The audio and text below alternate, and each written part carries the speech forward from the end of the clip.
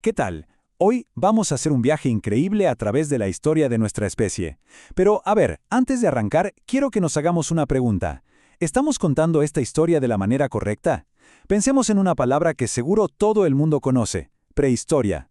¿De verdad esa palabra le hace justicia a nuestro pasado? Justamente eso, prehistoria.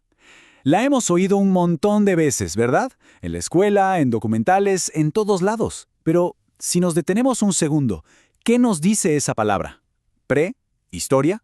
O sea, que hubo un tiempo en que los humanos existían, pero ¿todavía no tenían historia? Esa idea como que no cierra del todo, ¿no? Vamos a ver por qué. La idea tradicional es súper simple. La prehistoria es todo lo que pasó antes de que se inventara la escritura. Pero claro, hoy el debate es otro, porque si la historia es la historia de la humanidad, de su desarrollo, ¿cómo va a haber un tiempo antes de la historia? Nuestros antepasados ya creaban arte, ya tenían tecnología, ya vivían en sociedad. Claro que eso es historia. Por eso mismo, para ser más precisos, hoy se prefieren otros términos. Por ejemplo, paleohistoria, que suena más técnico, pero solo significa historia antigua. O, mejor todavía, se habla directamente de los periodos, como el Paleolítico o el Neolítico. Así reconocemos que cada etapa tuvo su propia historia, una historia valiosísima. Y para poder entender de verdad estos periodos, tenemos que hacer un clic en la cabeza. Necesitamos ajustar nuestra percepción del tiempo. Porque la historia humana no es un cuento corto, para nada. Es una saga que abarca millones y millones de años. Hablemos de números. 4 millones de años. Es una cantidad de tiempo casi imposible de imaginar, ¿verdad? Bueno, es ahí, hace unos 4 millones de años, donde tenemos que poner el punto de partida de nuestra historia. Ahí, más o menos, empezó todo. ¿Y cuál fue el primer gran paso? Ponernos de pie. Cuando los primeros homínidos, como los australopitecos, empezaron a caminar erguidos por África, no solo cambiaron de postura, liberaron las manos. Y ese fue el momento clave que abrió la puerta a todo lo que vino después, como la creación de herramientas.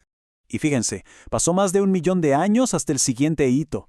Con esas manos ya libres, especies como el Homo habilis empezaron a hacer algo revolucionario: fabricar herramientas de piedra.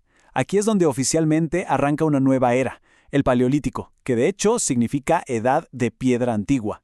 Y después, el fuego. El dominio del fuego por parte de especies como el Homo erectus lo cambió absolutamente todo. No solo se empezó a cocinar la comida, lo que nos dio más energía, sino que el fuego se convirtió en el centro de la vida social. Daba calor, protegía de los depredadores, era el punto de reunión del grupo. Damos un salto enorme en el tiempo y hace unos 300.000 años aparecemos nosotros, el Homo sapiens, nuestra especie, que surge allá en África. Aquí, digamos, es donde empieza nuestra historia más directa.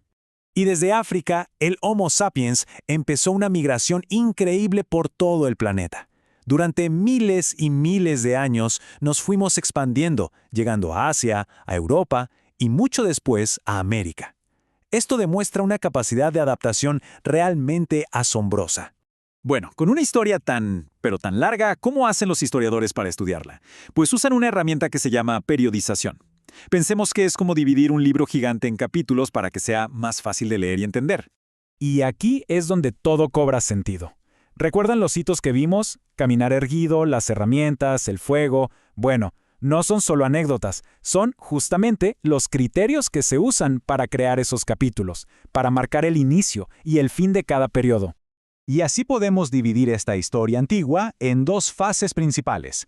Por un lado, el Paleolítico, o Piedra Antigua. Ojo, esta fue la etapa más larga de todas, la de los cazadores-recolectores nómadas. Y por otro, el Neolítico, o Piedra Nueva, que fue una revolución total.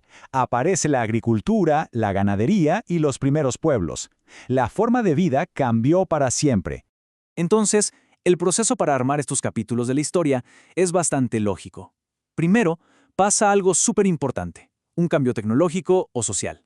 Segundo, ese evento se usa como una marca, como el inicio de un nuevo periodo. Y tercero, ese nuevo periodo va a tener sus propias características que lo hacen único. Pero aquí viene lo más importante de todo. Estas divisiones, estas líneas de tiempo, no es que existan en la naturaleza. Son una creación, una interpretación que hacen los historiadores, y se basan en lo que ellos consideran importante. O sea que, en el fondo, quien cuenta la historia es quien elige dónde empiezan y terminan los capítulos.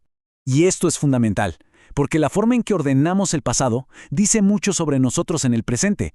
Si le damos más importancia a la tecnología, o a las guerras, o al arte, todo eso moldea cómo entendemos quiénes somos. Las líneas de tiempo reflejan nuestros propios valores. Y esto nos deja con una última pregunta flotando en el aire, ¿no?